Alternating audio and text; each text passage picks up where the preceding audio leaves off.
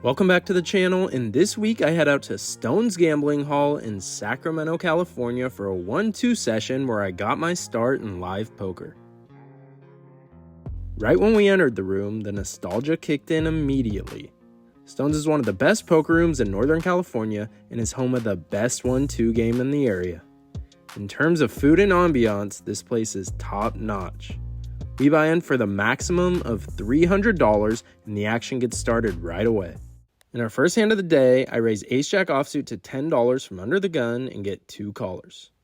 The flop comes out king 10-5, all hearts, and we have ourselves the nut flush draw with a gut shot to Broadway.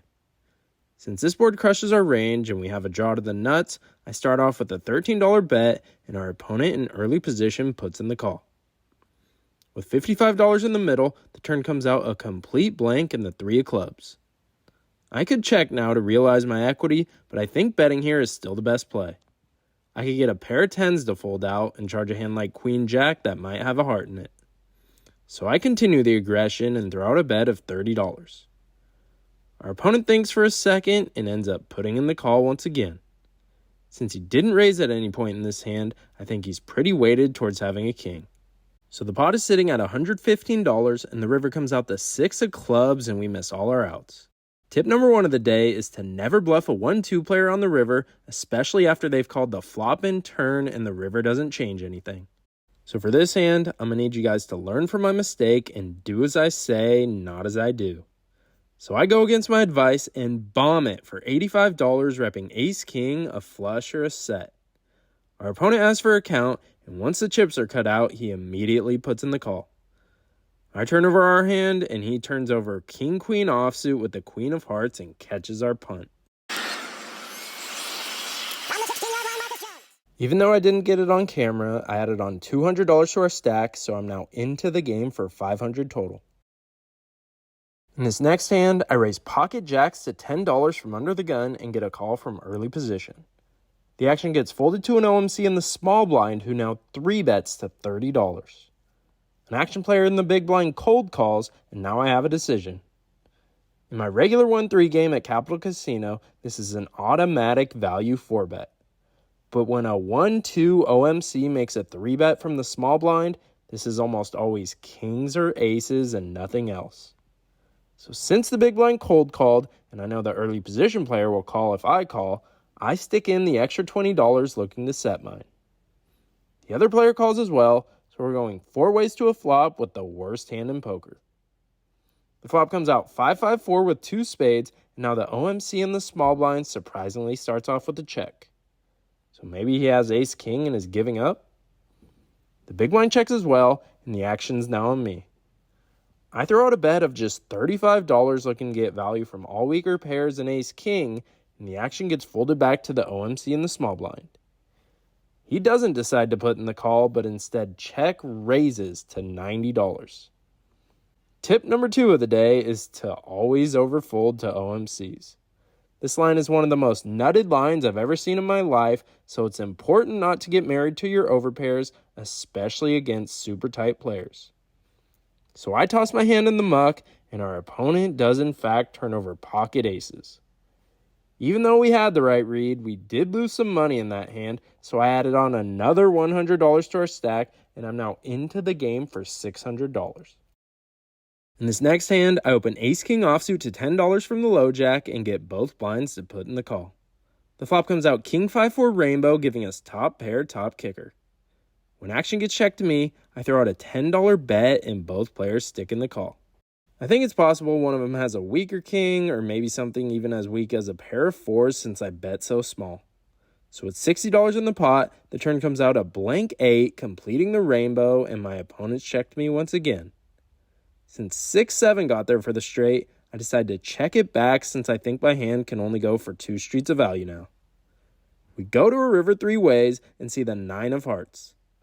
The small blind now leads out for $30 and I'm honestly hating this.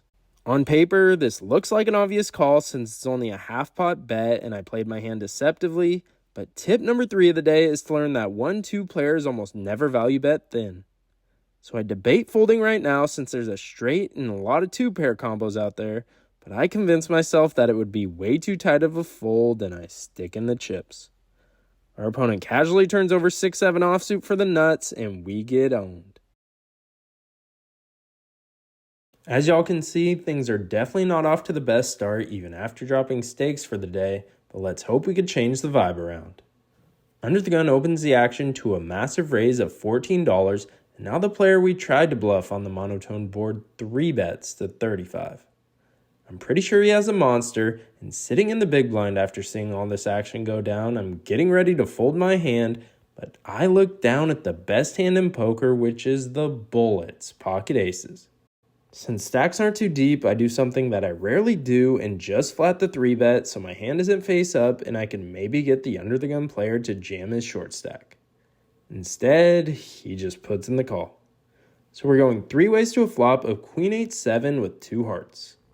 I could check and flow to the aggressor, but since I played this hand super unorthodox, I thought might as well continue my weird line post-flop. I decide to lead out for $40 and the under the gun player gets out of the way.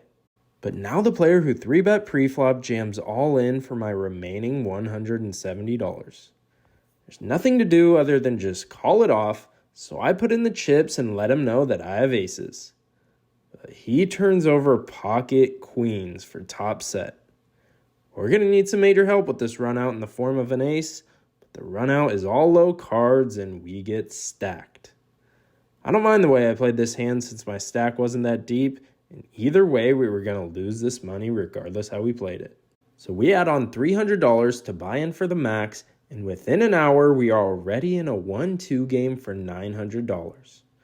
Yikes. There's a couple limps in early position, and I look down at 5-4 diamonds from the hijack and decide to throw in the $2 as well. The button and small blind limp, and after the big blind checks his option, we go 6 ways to a flop of jack 6-3 with 2 diamonds, giving ourselves an open-ended straight flush draw. Action gets checked to me, and I throw out a bet of $10 to see if I could take this pot down now. But that doesn't happen because next to act now raises to $50. He only has $30 behind, so there's only one move, which is all in. He obviously calls it off, and I turn over our hand like I always do when I'm all in, and he turns over jack 10 offsuit. So even though we only have 5 high, we're actually a 56% favorite to win this hand. Turn comes out the ace of hearts, and the river is no help in the 10 of spades, and we double up our opponent. So there's nothing to do but get our stack to the max if there's any hope of making a comeback. So I add on another $100, and for the first time in my life, I'm into a capped 1-2 game for $1,000. Bruh. In this next hand, the $4 straddle is on, and 2 people put in the call. I look down at queen jack offsuit from the cutoff and raise it up to $24.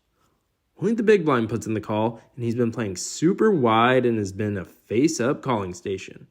So once he bet, he almost always has it and is never folding. So I'm pretty happy to take this hand heads up against this guy in position. With $55 in the middle, the flop comes out king 10-3 rainbow, giving ourselves an open-ended straight draw.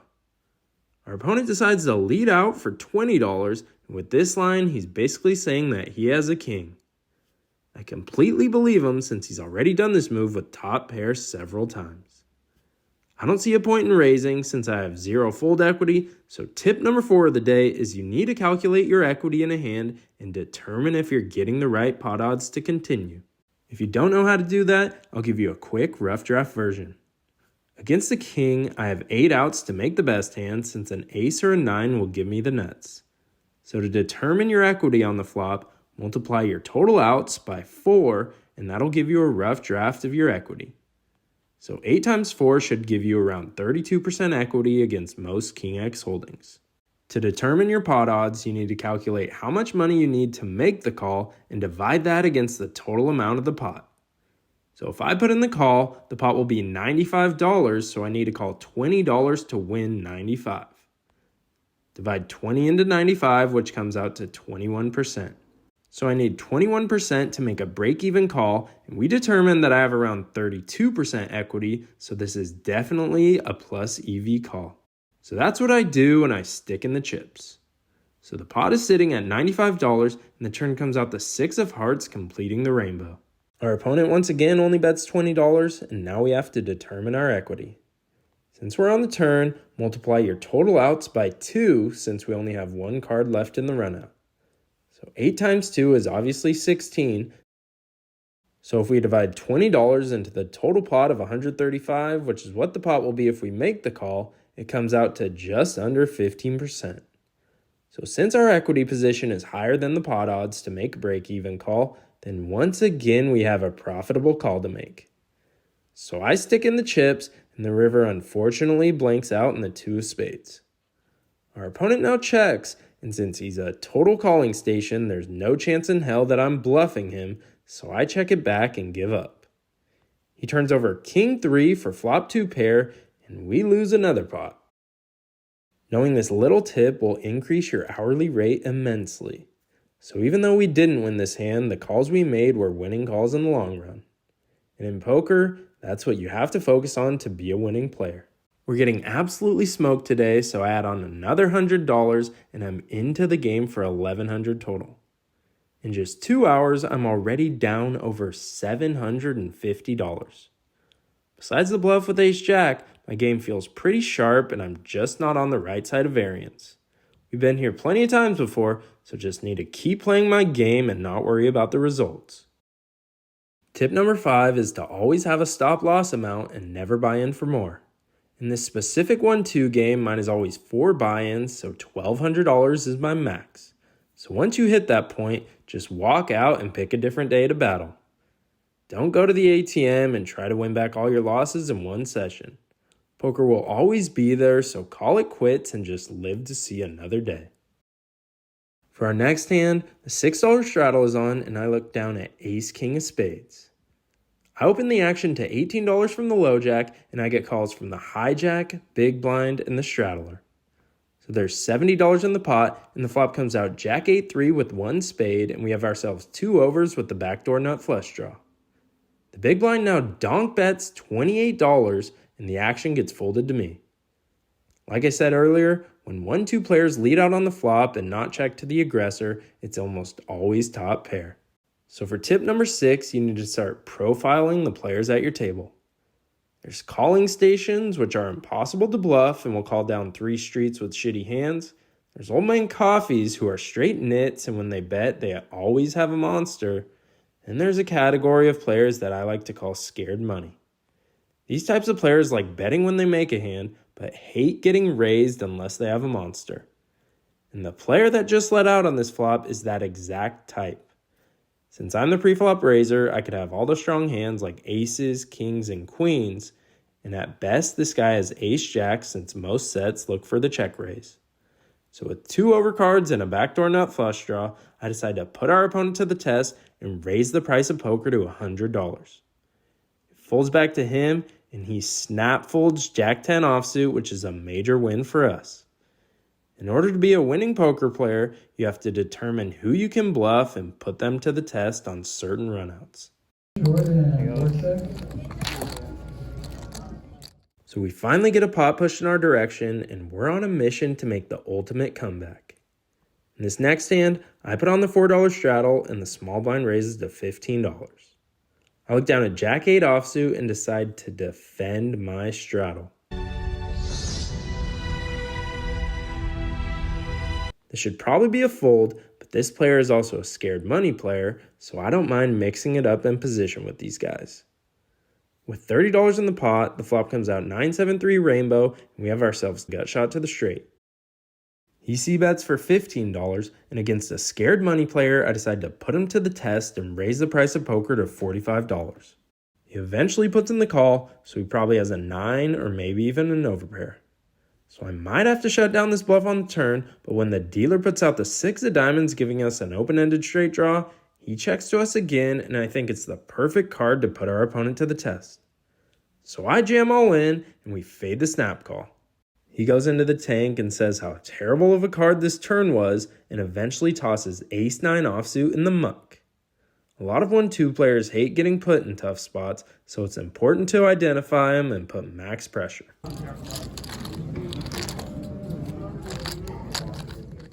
Tip number 7 is to join Club GG and use my reference code in the description if you want a spot in my meetup game. Stakes will be 50 cents $1 with a $100 max buy-in tomorrow, Monday, June 3rd at 8:30 p.m. Pacific time. Just like our last few meetup games, I'll not only give you a shout out, but I will personally Venmo you $100 if you manage to stack me. See if you could pull it off. We did have a wait list to get in, so if you want to secure your spot in the game, make sure you follow the links in the description and hop in early. In this next hand, I opened Queen Jack of Hearts under the gun to $12, and after the first two guys to my left fold, everyone and their mothers put in the call. So we're going 6 ways to a flop of 9-8-5 with 2 hearts, and we have ourselves 2 overs with a straight flush draw. The blinds check it over to me, and tip number 8 of the day is to never c-bet bluff in a super multi-way pot, especially on a board that favors our opponent's calling ranges. So even though I have a major draw, I decide to check, and now the button bets out for $30. The small blind calls, and the big blind now raises to 65. I've played with this player throughout the years, and he's not raising here without the nuts, so I'm 100% convinced he has 7-6. The button has been out to lunch with his c-bets when everyone shows weakness, so I'm not too convinced he has much. So I decided to stick in the cold call since I'm over $450 effective with the big blind. The button folds for only $35 more, so he was clearly just full of it with his bet on the flop. But now the small blind jams for $83 total, which I love to see because the only thing the big blind can do is call since it's not enough to re-raise. So once he puts in the chips, I obviously call for $18 more. The pot has ballooned to $340, which is a pretty big pot for 1-2. The dealer burns and turns and puts out the 4 of hearts, giving us the flush. The big blind slows down and checks, and since I think he has the straight, this is obviously a scare card for him. So I don't want to scare him away, and I only throw out a 20% c-bet of $70, but unfortunately he folds 7-6 of spades face up. The small blind turns over the same hand, but in the offsuit variety, so we have him drawing dead. So both opponents flop the nuts, and we were able to suck out on the turn.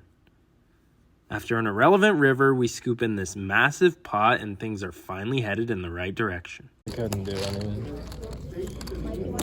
After that hand, we're now down less than $300 after being stuck over $750, but 2 o'clock is quickly approaching, which is when I always leave, so we need to keep this momentum going fast if we want to make the ultimate comeback.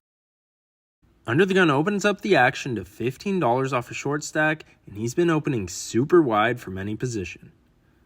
2 players in early position put in the call, and I look down at pocket 8s. I usually play this hand as a call pre-flop, but since Under the Gun has been splashing around and only has about $90 left in his stack, I decide to raise the price of poker to $100 to put them all in. But now the small blind, who is a solid player and friend of the vlog, goes deep into the tank.